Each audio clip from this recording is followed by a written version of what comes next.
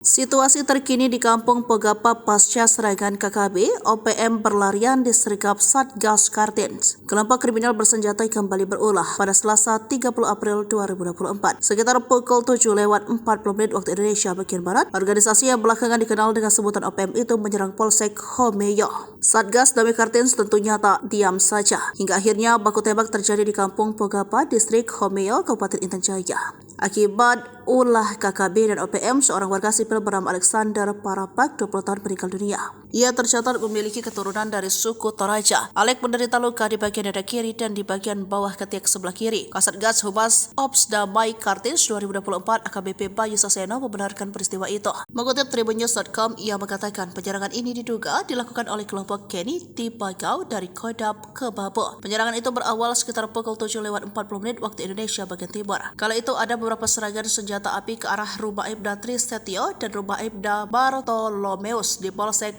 Homeyo. Setelah itu sejumlah anggota Polsek keluar dan melakukan perlawanan dengan melakukan tembakan balik ke KKB. Ada sekitar 6 orang KKB berlari ke arah bangunan SD Impres Pegapa. Saat ini lanjut Bayu, Satgas Ops Damai Kartens masih melakukan langkah-langkah penegakan hukum terhadap KKB tersebut.